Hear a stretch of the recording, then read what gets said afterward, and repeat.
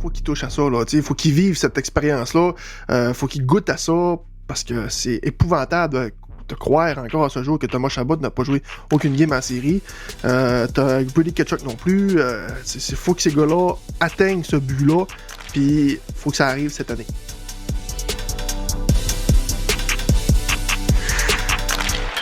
Salut à tous, bienvenue dans la Brigade, bienvenue dans votre Brigade, le seul podcast en français dédié aux sénateurs d'Ottawa.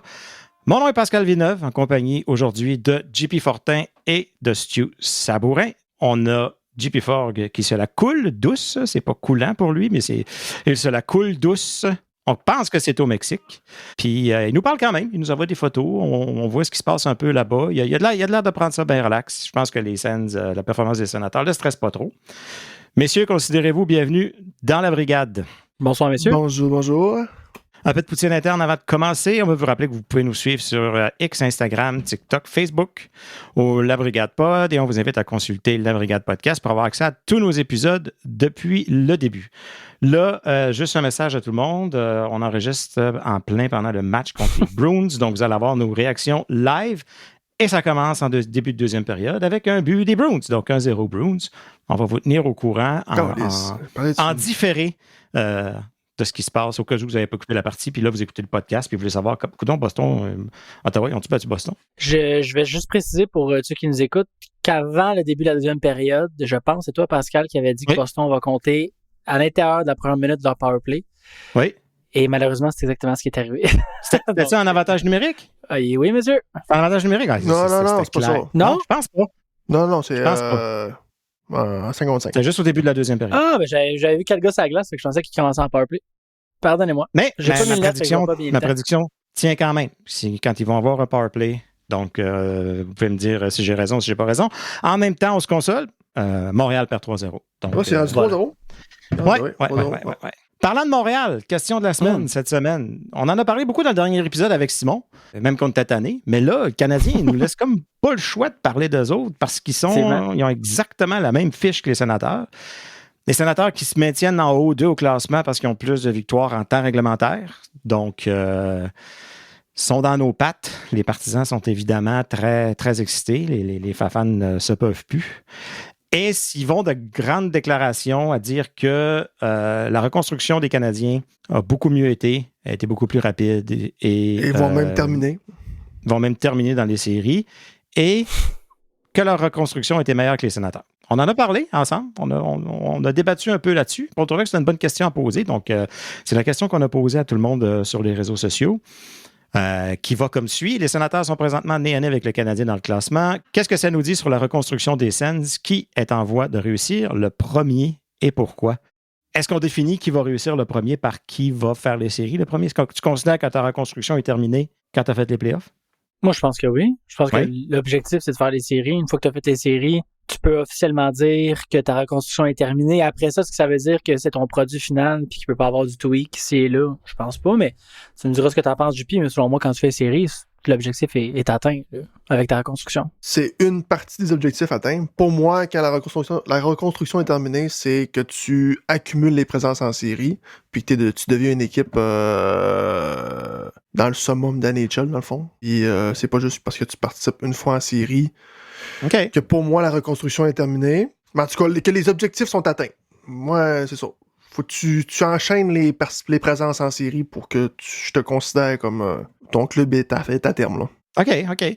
Parce que moi, je suis d'avis que la gang de Kent Hughes et l'autre de Boston, là, je me rappelle, excuse-moi, de New York, là, que je me rappelle plus de son nom. Comment il s'appelle, le DG Opération Hockey? Jeff Gorton. Jeff Gordon. Oh mon Dieu.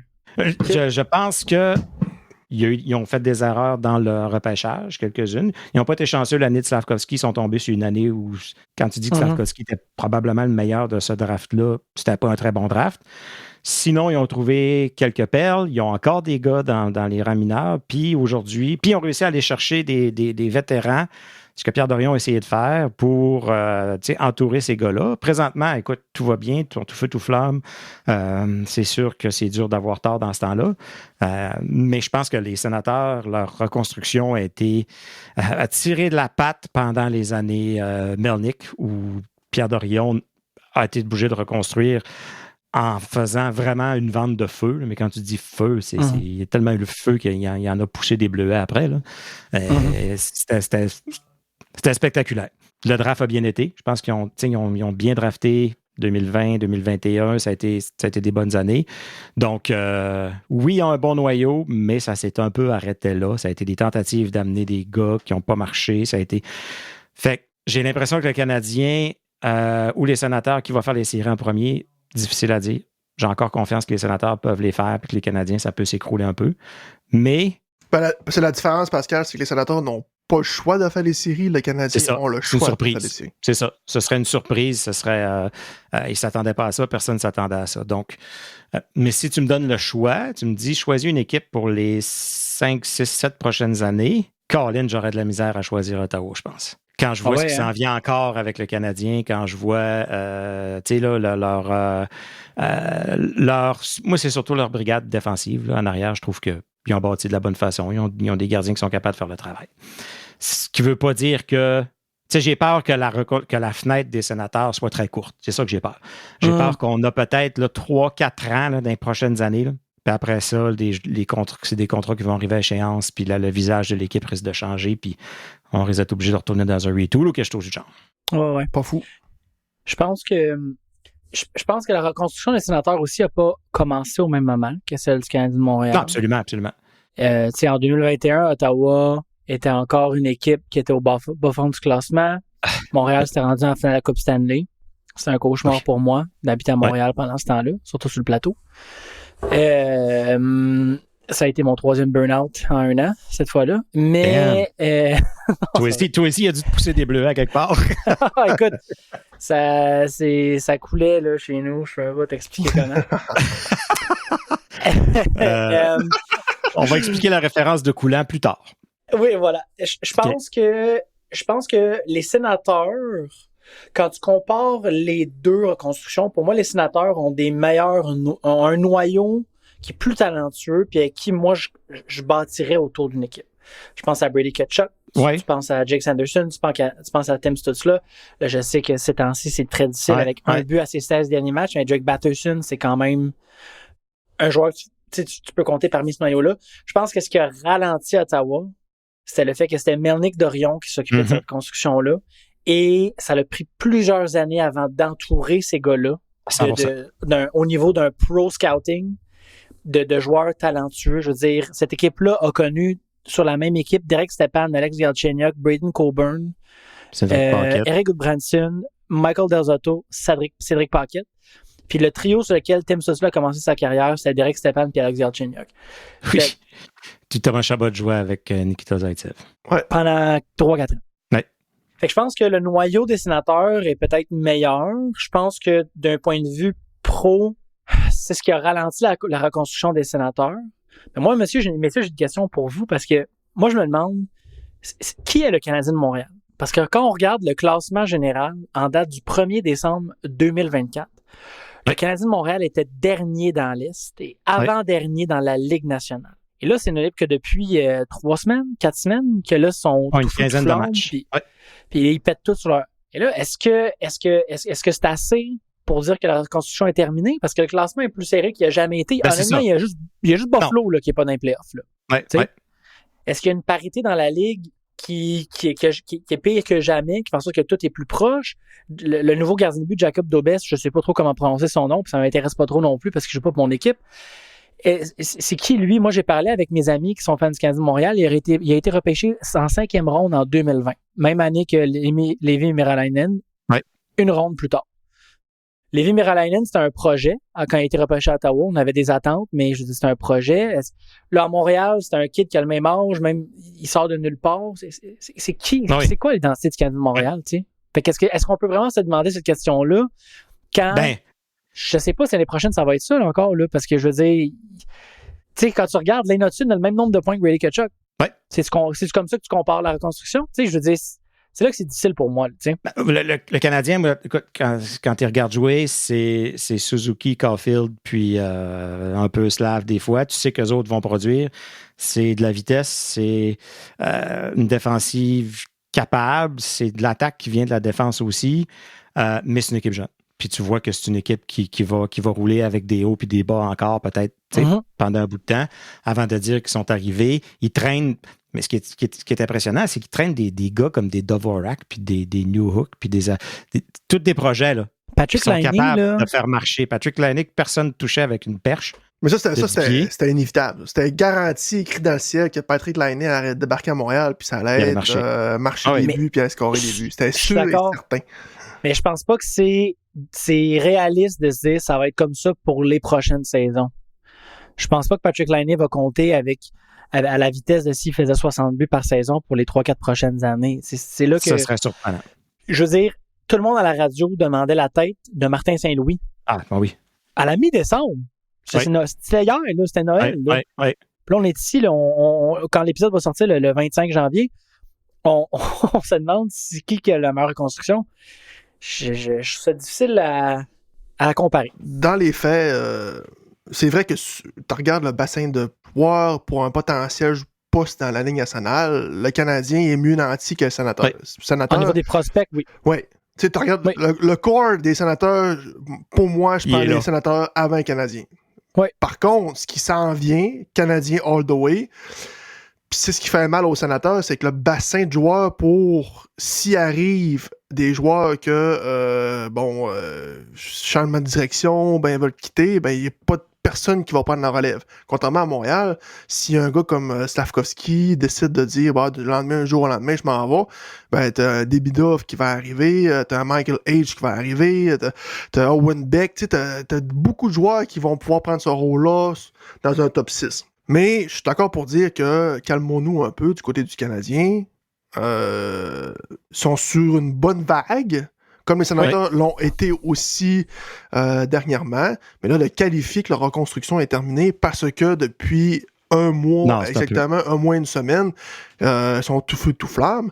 Quand ils vont accumuler 3-4 défaites en ligne, chose qui va peut-être probablement arriver parce qu'ils ne se referont pas de même pendant jusqu'au mois d'avril, je suis prêt à parier que les partisans du Canadien et les journalistes vont dire on a des questions à se poser, finalement. On est dessus. C'est ça. Tu sais, Montembeault, après la game de 7-3 contre Toronto, il a enlevé son poste de numéro 1. Ouais. Puis 2 semaines avant, c'était le choix numéro 1 pour le tournoi des 4 nations. C'était le gardien du Canada. Là, il gaule sa fini, tête. là. Ben oui, puis il a gaulé sa tête contre Tampa Bay. Là, par exemple, là, on est content de l'avoir, c'est notre numéro 1 puis tout, puis c'est ça. Puis là, c'est de retour fini. Là, il donne 4 buts à soir, puis là c'est terminé. Oh, powerplay Boston, donc on va voir si la prédiction tient. C'est ça. C'est là que je trouve qu'on voit qu'une reconstruction, puis une équipe qui est en reconstruction, c'est facile quand tu es sur une lancée de gagner des matchs parce que tu es jeune, fait que ton high est très haut. C'est ça. Puis après ça, tu te fais éclater 7-3 contre Toronto chez vous. Tu perds, tu vas à Vegas, Tampa, je sais pas quelle autre équipe, tu pètes tout. Après ça, tu t'en vas jouer contre Chicago, puis tu perds 6-2 ou une affaire comme ça, 6-3. Ouais. C'est difficile pour moi de juger. Puis là, on parle de prospects. C'est sûr que sur papier, je pense que Montréal, oui. En ce moment, ça, c'est aucun doute qu'ils ont des meilleurs prospects. Mais encore une fois, c'est des prospects. Il y a combien de prospects à Ottawa qu'on s'est dit on a hâte de les voir arriver? Absolument, 100%. Et il n'y a jamais rien qui a changé. Ça n'a rien donné. Je veux dire, on remonte à Cody Ceci, je pense à Patrick Burkhardt, je pense à Eric Brandstrom qu'on a essayé de runner sa veste pendant des années. JBD, on le voyait top 4. Cleven, on le voyait top 4. Il y en a plusieurs qu'on voyait. C'est ça. C'est pas gage de succès, mais c'est pas une garantie. C'est pas une garantie, mais dans les faits, tu regardes ces joueurs-là qui s'en viennent à Montréal, c'est supposé de fonctionner. Je regarde Demidov en KHL. S'il joue de main dans la NHL, c'est un kingpin. C'est un catch. D'accord. Puis je veux dire, ils ont déjà eu quelqu'un qui s'appelait Ryan Paling qui est arrivé, son premier match en carrière, c'est un tour de chapeau. Puis on a entendu parler, il est parti. C'est vrai. Il a même eu sa chanson, lui, là. C'est vrai. Oui. Fait que c'est là que je comprends, mais je pense que si c'était un autre marché, c'est un marché autre que celui de Montréal, je pense pas qu'on serait autant. Tout le monde en parlerait autant, mais c'est Montréal. Fait que je veux dire, à Job, ça parle de. Ils vont gagner les playoffs. Ils vont gagner les séries. Puis, donc, fini, encore une fois, on ne parle plus des Canadiens. Ouais. Si on parle, on boucle la boucle un peu avec la reconstruction puis les prochaines années des Sénateurs. J'ai l'impression que s'ils ne veulent pas passer par des espèces de retool ou des rebuilds ou des... écoute, ça va prendre vraiment des grosses transactions puis du bon asset management de la part de Steve Staios à la Vegas, tu sais, Golden Knight de Vegas, de trouver des lapins dans leur chapeau, se débarrasser des gars quand, tu sais, même quand ils sont encore bons, mais pour aller chercher quelqu'un de meilleur puis qui va fitter mieux dans l'équipe. Et ça va prendre toute une gestion pour garder cette équipe-là compétitive, je pense, pendant 6-7 ans facile. Mais il faut que le corps touche aux séries. Ah, il faut. Faut qu'il touche à ça, là. Il faut qu'il vive cette expérience-là. Faut qu'il goûte à ça, parce que c'est épouvantable de croire encore à ce jour que Thomas Chabot n'a pas joué aucune game en série. T'as Brady Tkachuk non plus. Faut que ces gars-là atteignent ce but-là, puis faut que ça arrive cette année. Pas choix. Mais, messieurs, en juin 2025, ça va faire 10 ans que Thomas Chabot a été repêché par l'Organisation des Sénateurs d'Ottawa. 10 ans. T'imagines-tu? Même pas passé proche de jouer dans les séries, sauf en 2017, mais je pense pas qu'il avait joué, je pense que c'était Colin White qui avait joué un match seulement, pas Thomas Chabot. Fait que je pense que vous avez mis le doigt dessus, puis ce qui va être intéressant, c'est que les Sénateurs ont plusieurs gros contrats de joueurs qui ne produisent pas nécessairement, comme Josh Norris, souvent blessé, puis ça pense que c'est difficile. Donc là, ça va être d'aller chercher une balance entre ces gros contrats-là, les contrats recrues, puis d'essayer avec ce qui reste, de pouvoir aller pallier avec des signatures ou des échanges de joueurs un peu plus vétérans qui peuvent jouer dans ton top 6, top 9. Ils peuvent plus se tromper. C'est juste là que c'est difficile parce que quand tu as des contrats comme Travis Hamonic, que c'est 1.2, mais tu sais, quand tu accumules ces contrats-là, ça paraît. C'est le 3 millions, mettons, que tu pourrais dire, on pourrait aller chercher ce gars-là, mais tu peux pas. Tu sais, fait que ça va prendre un peu de créativité, je pense, pour rester dans la course aux séries parce que je ne crois pas encore, ils n'ont pas encore prouvé que le core d'Ottawa, sur papier, est très talentueux, mais c'est pas un core qui est capable d'être constant pendant une saison. C'est ça. Et je pense qu'ils n'ont plus le droit à l'erreur. Ils ne peuvent plus se tromper. Ils ne peuvent plus faire un échange qui ne marche pas. Ils ne peuvent plus. Donc, beaucoup de travail pour notre ami Steve Stoic. Puis, je ne voudrais pas être dans ses souliers. Mais là, on est positif. Là. On est positif. Là. Oui. Non, écoute, moi, je te dis, pour les 3 prochaines années, je suis confiant que ce corps-là peut atteindre les séries puis faire une coupe de ronde. Je pense pas qu'il y a un club pour gagner une coupe. Malheureusement. Non. À moins. Je pense que ce corps-là, par contre, est peut-être mieux équipé pour jouer en série que celui du Canadien de Montréal, alors qu'on vient de comparer. Je pense qu'on a des gars qui peuvent lever leur cran plus en séries éliminatoires, puis ça commence avec le capitaine, je pense que... Puis ça, tu le sais, là, je sais qu'on a parlé au début d'année de est-ce qu'on l'échange avant que ça soit trop tard, est-ce que ce gars-là, il s'en va je sais pas, un épais. Ben, cave, lui. Il est con. Tu l'échanges n'importe où, puis lui, s'en va gagner comme son frère une Coupe Stanley en 22 ans après avoir été échangé. Ça, c'est même pas une question. Est-ce que nos fans avaient quelque chose à dire sur le sujet? Oui. Très content aussi. Est-ce que ça a soulevé les passions? Oui, vraiment. Sur X, on avait 75% des répondants qui ont dit que c'était la reconstruction des Sénateurs qui avait été qui avait le dessus. Oui, effectivement. Plusieurs commentaires. Il y a Joe Hockey qui nous demande Is there no French Twitter? Malheureusement, Joe Hockey, non. On est à la brigade, donc on parle en français. Il y a Mathieu Thiot qui dit quand un plan prend 8 ans à réussir à comparer à 3 ans pour le CH, je crois que le plan de reconstruction du CH est mieux que celui des Sénateurs. Puis on avait Alex aussi qui avait quand même un point intéressant qui dit 1 mois fait pas une reconstruction. Le Canadien connaît un bon mois. Voilà. Ça continue jusqu'à la fin de l'année. Je vais commencer à légèrement y croire. On voyons l'année prochaine. Puis il nomme en exemple les Devils du New Jersey, qui est un excellent exemple, qui avait connu une très bonne saison. Puis l'année après, un petit peu moins. Puis sinon, sur Instagram, on avait 61% des répondants aussi qui avaient dit qu'ils prenaient la reconstruction des Sénateurs d'Ottawa. OK. Sur celui du Canadien de Montréal. Bon. Fait que le verdict est tombé. Les Sénateurs avant les Canadiens. Puis, dans notre cœur, ça va toujours être ça. De toute façon. Ça sent la coupe, mon Pascal. Ça sent la coupe. Segment commanditaire, je vous parle rapidement de ma compagnie. J'ai commencé à recevoir quelques messages, quelques personnes qui m'ont écrit, donc c'est encourageant.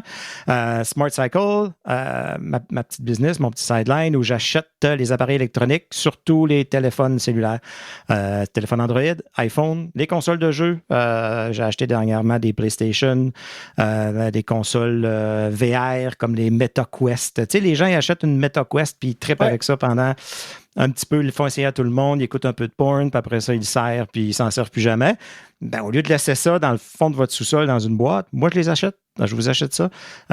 Vous me contactez. Le lien va être dans la description de l'épisode. Juste à dire que vous venez de la brigade. Puis, moi, je regarde ce que vous avez. Je vous fais une offre. Puis, si on s'entend, on se rencontre la journée même et je vous paye comptant. Puis, tous les profits que je vais faire avec ça, parce que je ne fais pas de cachette, là. Je ne peux pas vous payer le même prix que vous auriez si vous le vendiez vous-même sur Marketplace. Vous voyez ça un peu comme un service que je vous rends. Vous vendez votre appareil rapidement. Vous avez l'argent comptant rapidement, un peu moins cher que ce que vous metteriez sur Facebook à vous faire demander si l'item est encore disponible, puis si vous faire donner des rendez-vous à gauche puis à droite dans un parc quelque part quand il fait noir avec un téléphone qui vaut 800$, puis vous avez peur de vous le faire voler.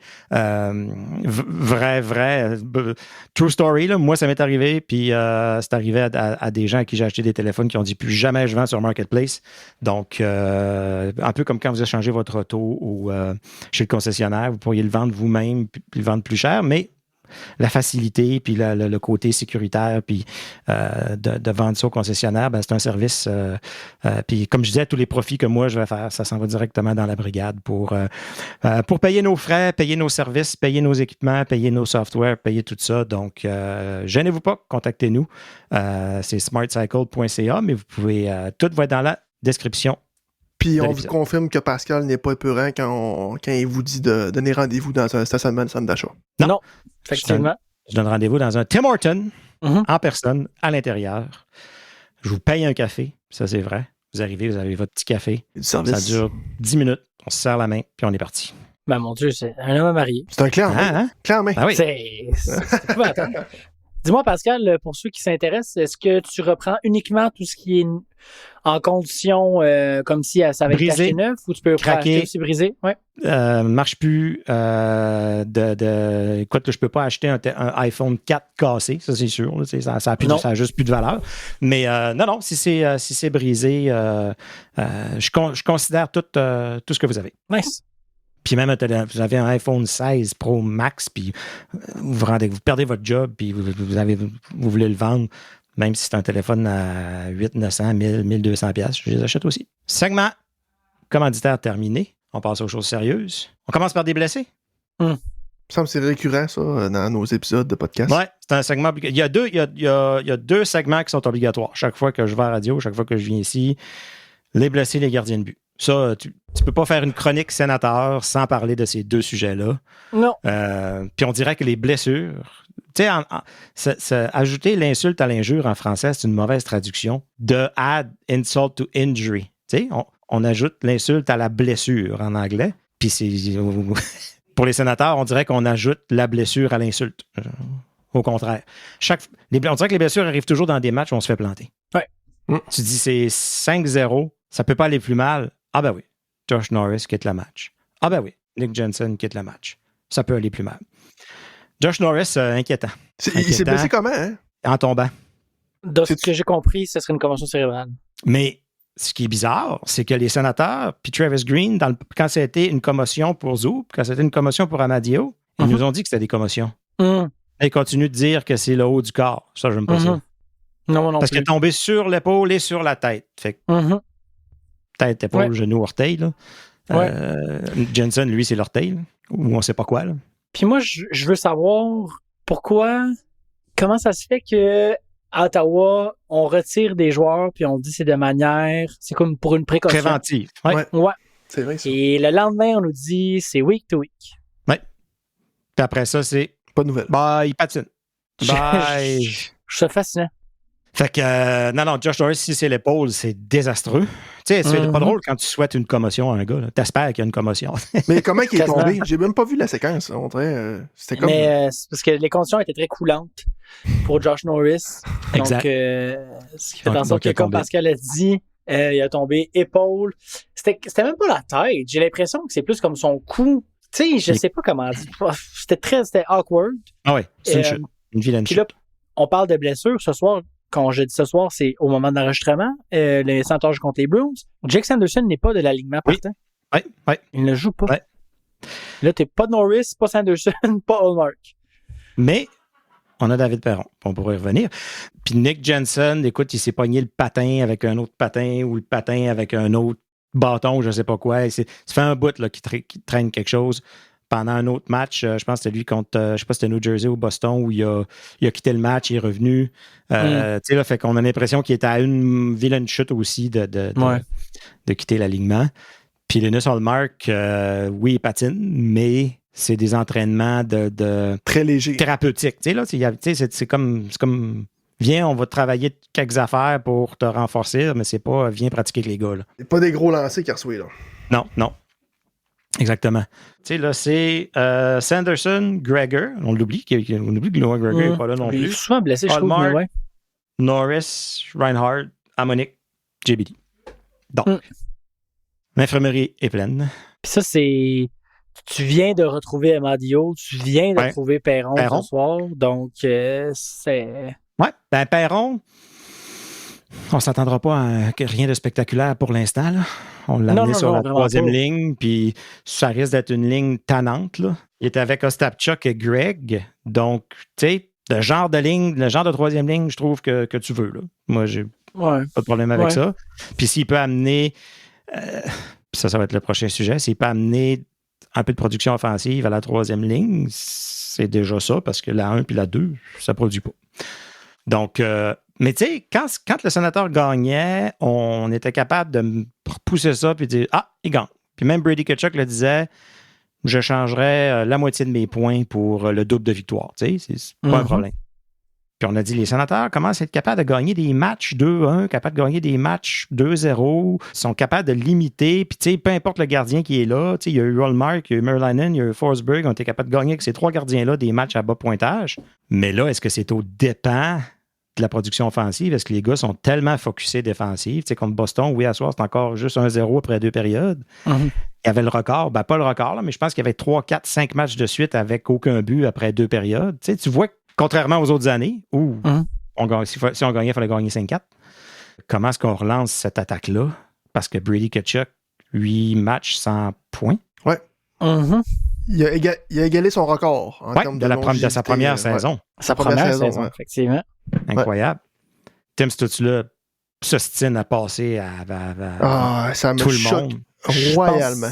C'est 1 but à ses 11 derniers matchs. Claude Giroux, c'est 2 buts à ses 20 derniers matchs.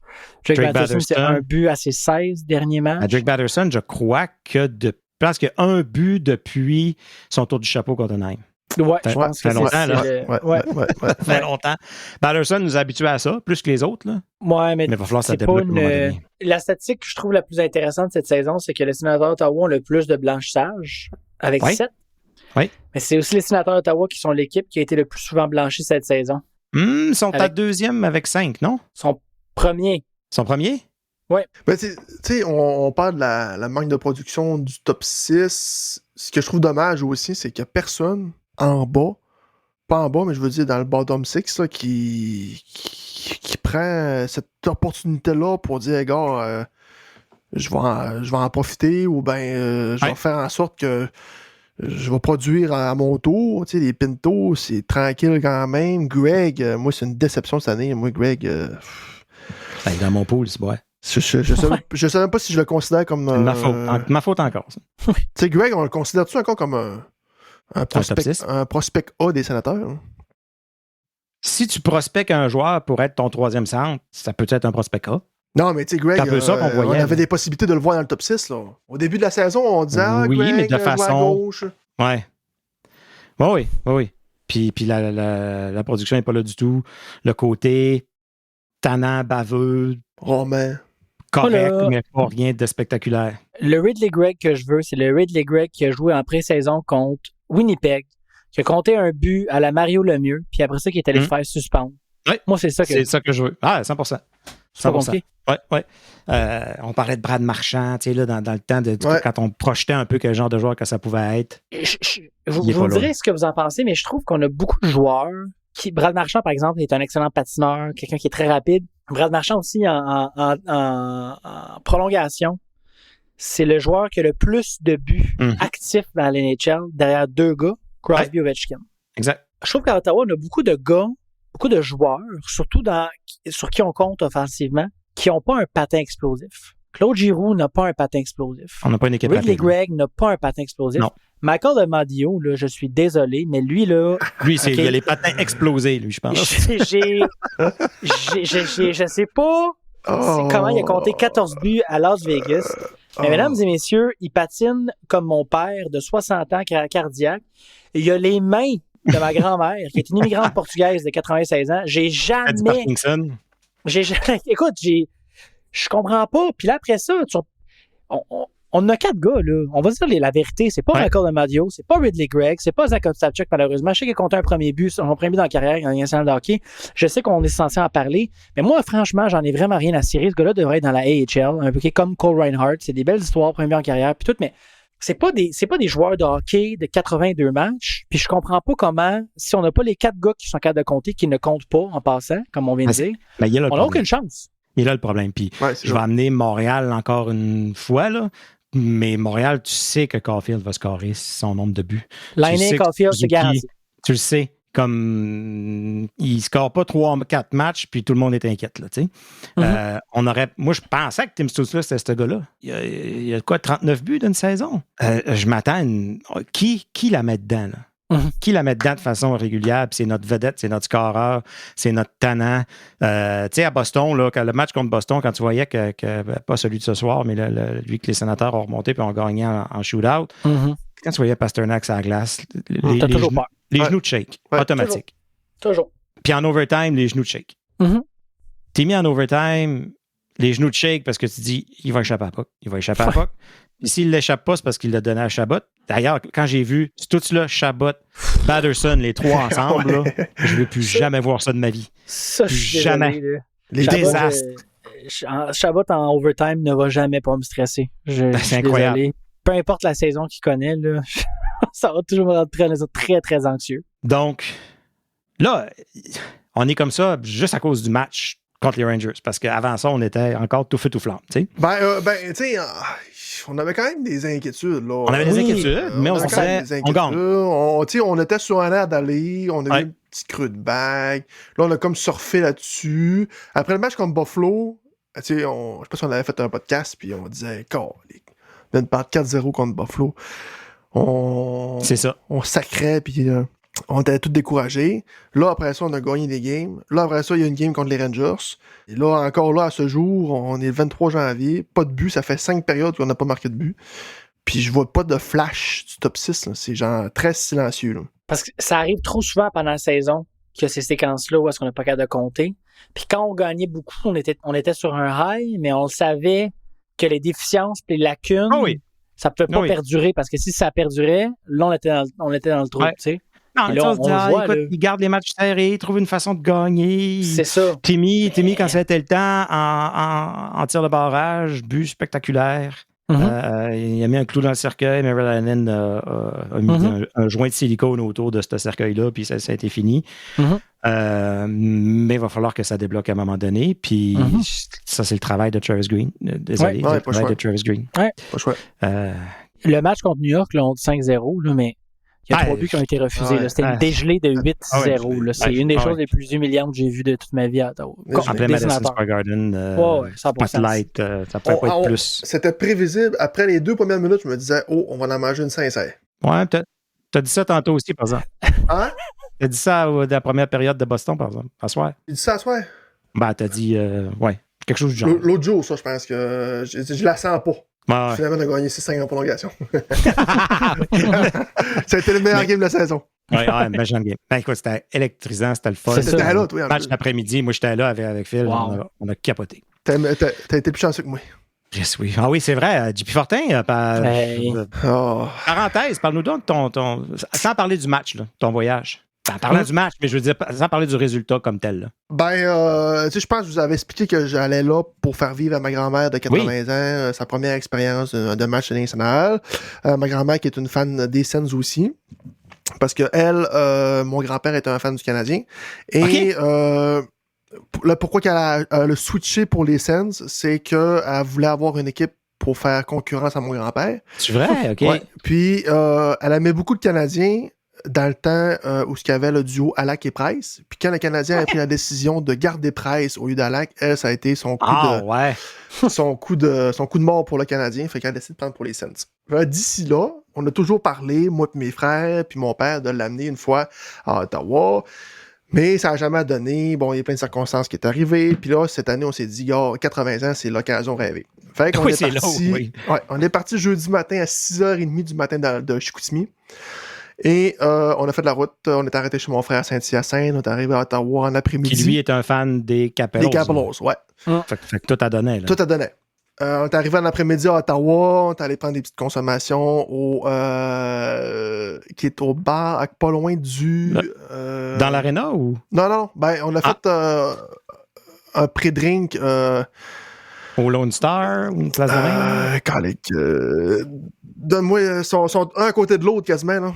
Bref, en tout cas, on a pris un pré-drink là. Après ça, on s'est déménagé au restaurant de l'Arena. Puis après ça, on a assisté au match. Fait que c'est ça, fait qu'on un match, on était très bien placé à une quinzaine de rangées d'Atlas, à l'arrière du banc des Sens. Juste bien ça. Juste bien. Fait qu'on on est fait 7h, 14h de route, on est parti le lendemain. Pas entendu la pas entendu la sirène, ma grand-mère n'a jamais vécu la sirène, finalement. 1-0. Ça peut être un mauvais match. C'était un très bon match. Très bon match. Puis, c'est dommage, là. C'est dommage. Toute la route, là. Toute la route pour un match de 1-0 en prolongation.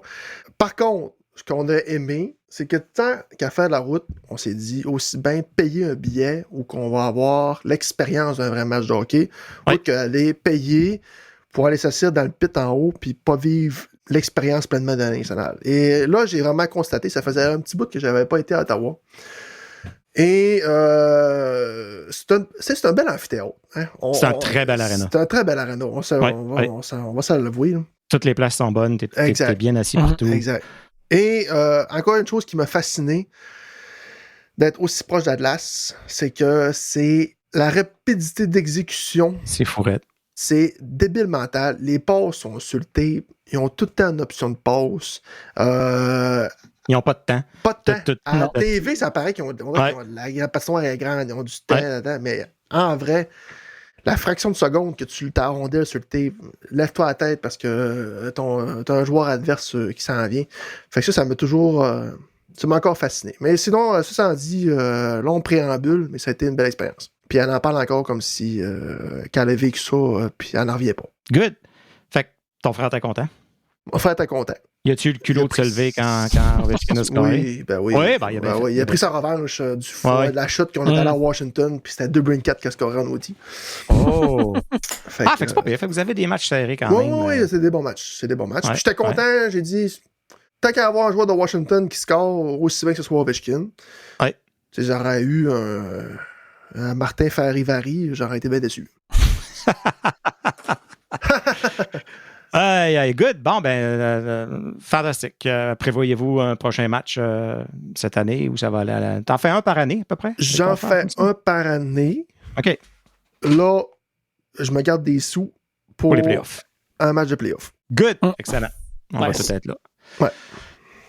Bref, fin de la parenthèse. Merci de t'être ouvert et d'avoir partagé. Tranche de vie.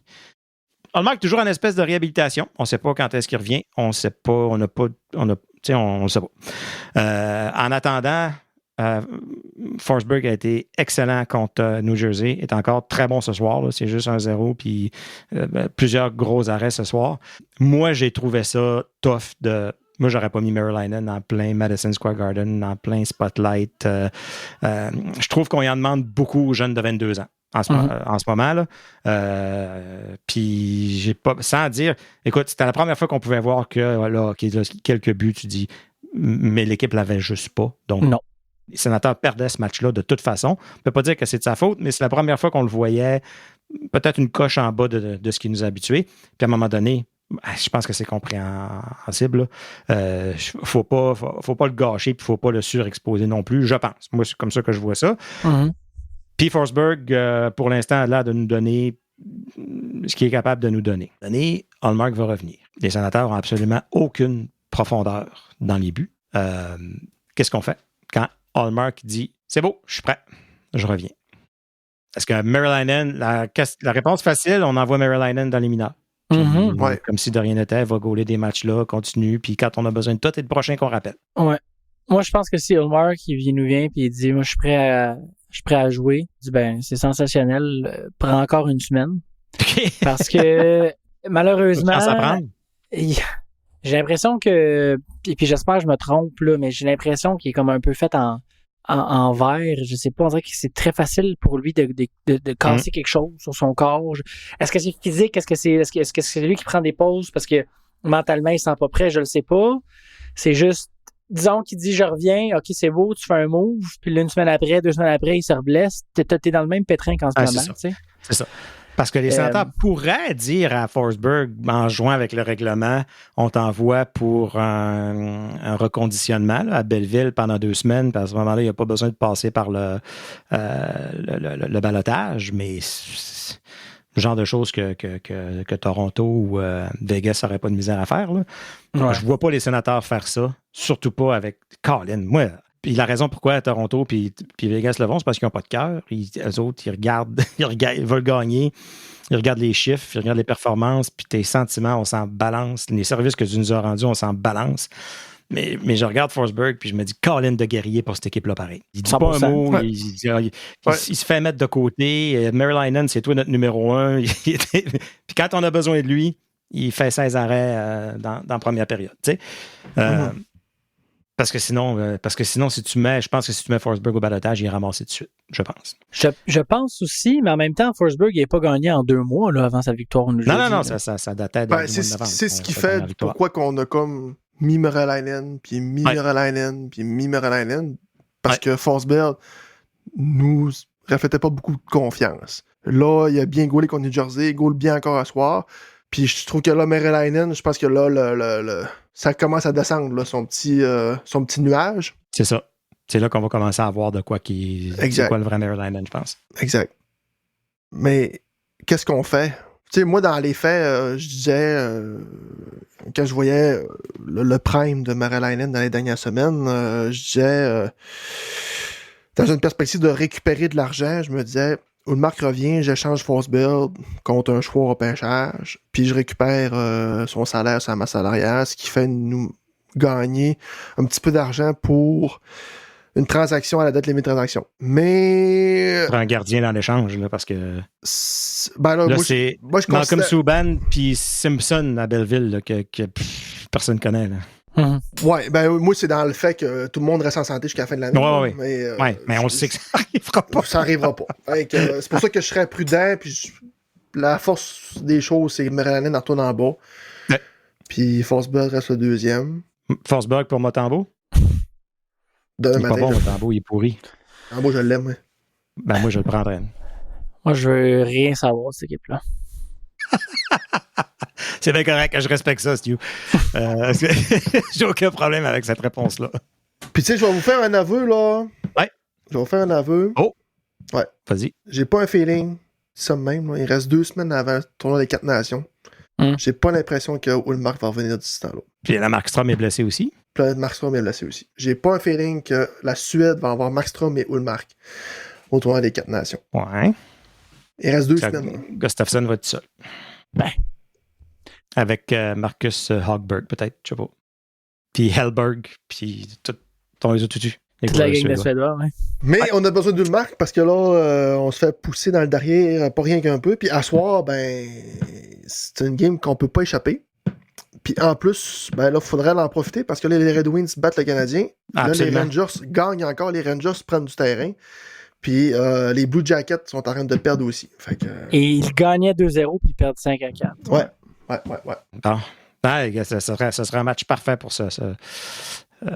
Mettre tout le monde un peu en arrière d'Enzo. Mais ça aurait été le fun de gagner pour dépasser Tampa. L'avantage numérique, c'est pitoyable. L'avantage numérique, ça marche pas. Là. Ça marche juste pas. Là. Désolé, Alfredson, mais fais quelque chose. Là. Mais l'avantage numérique cliquait en début de saison, non? On était comme deuxième dans la ligue. Full pin.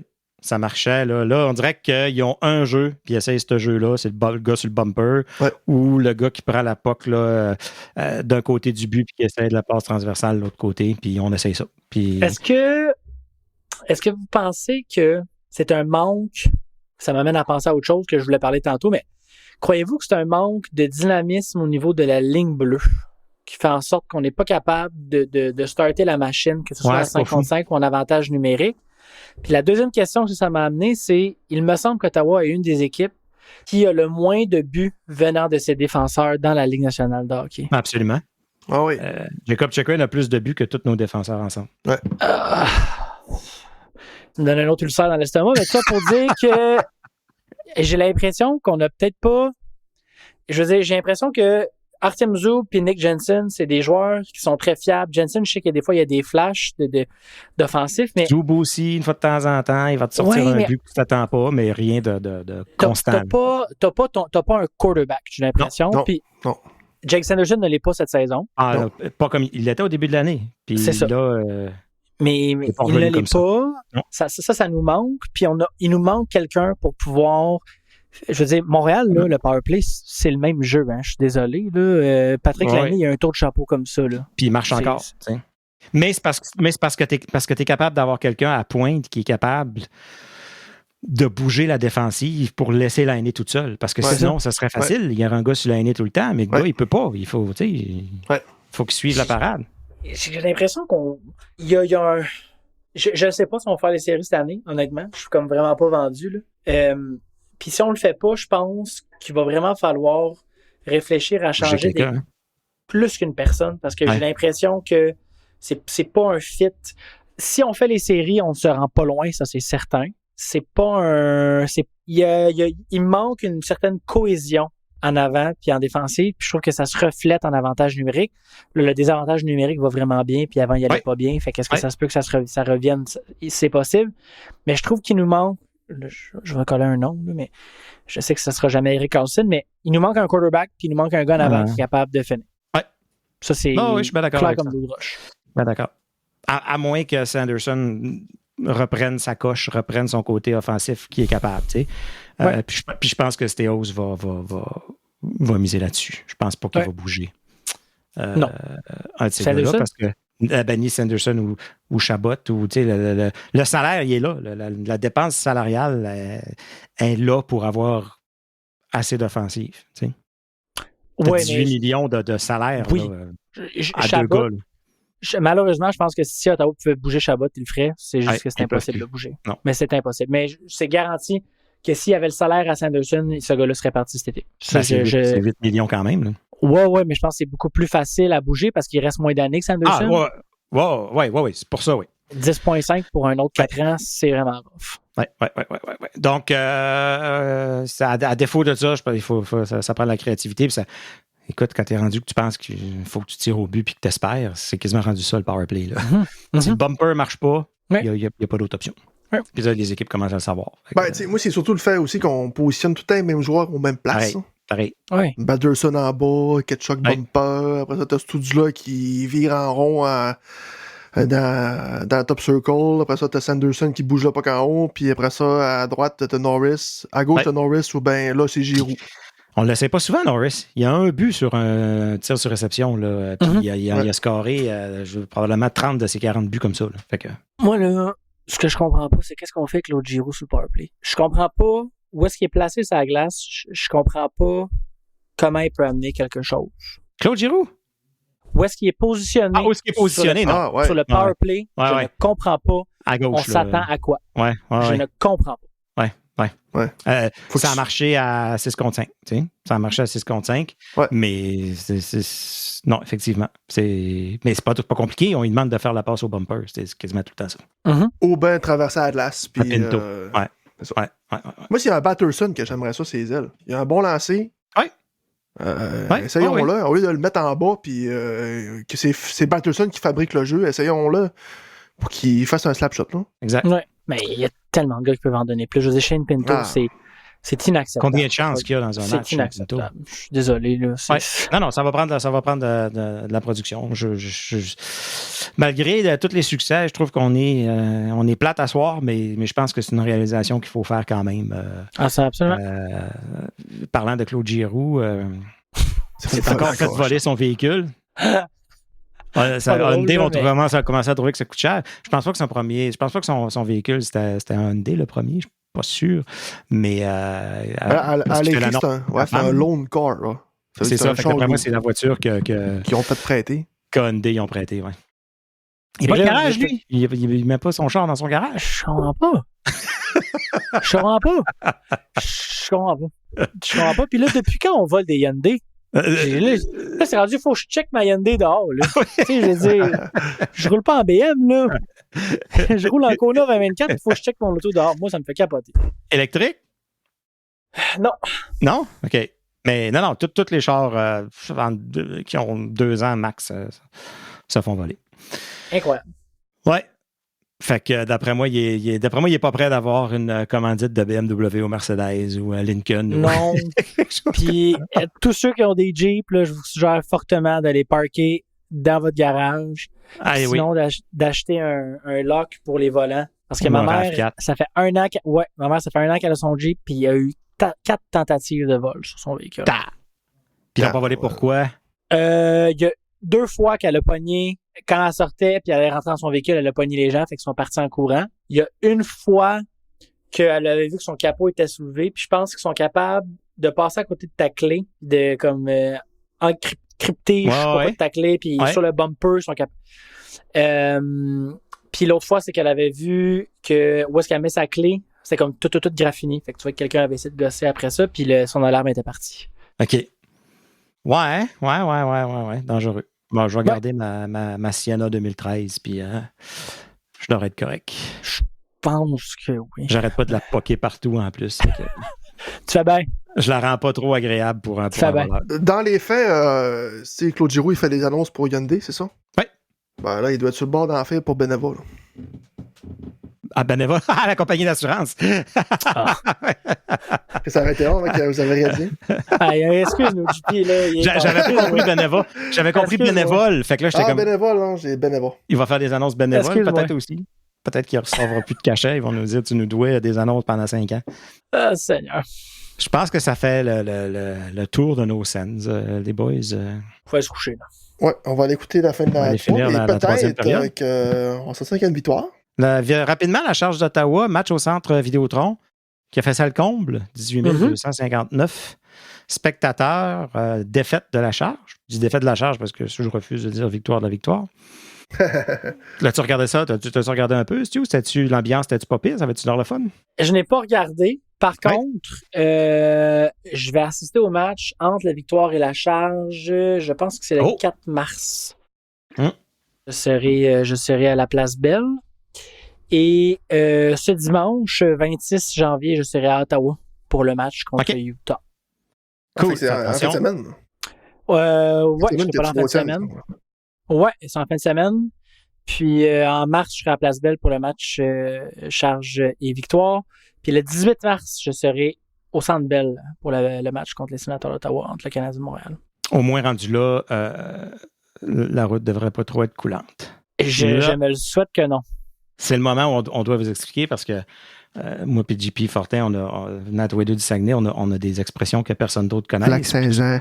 Puis c'est Saguenay-Lac-Saint-Jean. C'est bien plaisant. Puis c'est drôle parce que c'est mon garçon qui m'est arrivé avec cette expression-là tantôt. Il m'a demandé, Pat, sais-tu qu'est-ce que ça veut dire, toi, si je te dis c'est coulant? Puis là, je dis, oui. Puis là, je laisse un peu. Puis là, on a posé la question. J'ai dit à Fortin, toi, dis pas un mot, on va demander à Stu qui vient de Montréal s'il sait qu'est-ce que ça veut dire. Puis par chez nous, quand on dit que dehors, c'est coulant, ça veut dire que c'est glissant. Ça veut dire que ça glisse. Tu sors dehors, puis il y a de la glace, il y a l'eau, il y a de l'eau, c'est coulant. Ça glisse. Ce qui fait aucun sens. Parce que... Ça fait très du sens. Ah oui, ça fait très du sens. Tu glisses comme de l'eau sur le dos d'un canard. Ça coule. C'est coulant. Coulant et glissant, c'est 2 choses complètement différentes. Puis moi, quand la première chose que j'ai dit, c'est il pleut, il mouille dehors. Là, on me dit non, c'est glissant. Je dis, c'est ça, on va dire ça glisse dehors. Non, on va vous en apprendre. On va augmenter votre vocabulaire. Il faudrait que ce soit un segment par semaine. Récurrent. Vous me venez avec un mot, puis il faut que j'essaie de deviner c'est quoi. Parfait. J'aimerais vraiment ça. C'est sûr qu'on fait ça. On a jusqu'à la fin de la saison. Forg va pouvoir participer aussi. Oui. Excellent. Puis quand on aura fini, on demandera aux gens de la Gaspésie de nous en envoyer, puis du monde de tout partout, d'Abitibi, même Gatineau. peut en sortir de Gatineau aussi. Ouais, puis à l'inverse, ça peut être Twist aussi, puis Ford, là, de Montréal. Ouais, effectivement. Effectivement. Ouais. Parce que vous avez un accent aussi, là. Pas juste, puis des expressions. Je sais pas si vous avez tant d'expressions qu'on connaît pas. C'est ça que je sais pas. Ouais. Parce que moi, dans ma tête, c'est ça. Mais tout le monde dans sa tête. Je me dis, on a-tu des expressions? Je pense pas. Propre à l'île de Montréal? Ah, mais des choses que vous dites dans votre dans le régulier de votre journée nous, on dit pas dans les régions. Là.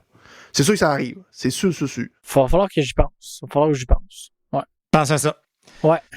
Donc, si vous avez aimé ça, si vous aimez ce qu'on fait, n'hésitez pas à parler-en à quelqu'un, partagez le podcast, partagez le lien, partagez notre site web. Le plus qu'on est, le plus de partisans qu'on peut avoir, évidemment. Et je pense que les sénateurs, en plus, présentement, en ont grand besoin. Ça va être une course effrénée jusqu'aux séries. Puis on va être là chaque semaine avec vous autres, jusqu'au bout. Puis on travaille sur ce qu'on va faire en play-off. On a quelques petites idées. Ça serait quand même spectaculaire. Ça serait fou raide pour notre 4e saison que les sénateurs soient en série. Donc, c'est ce qui complète cet épisode de La Brigade. On vous invite à consulter labrigadepodcast.ca pour accéder à tous nos épisodes et pour ne rien manquer. Vous pouvez aussi nous suivre sur X, Instagram, Facebook, Blue Sky, un peu partout. Et je crois qu'en terminant, le mot de la fin, on le connaît. Ah ouais? Coulant. 100%. Espérons que le classement ne sera pas trop coulant. Et c'était La Brigade, le seul podcast francophone dédié aux sénateurs d'Ottawa. En mon nom personnel et au nom de JP Fortin, Stuart Sabourin, on vous dit à la semaine prochaine.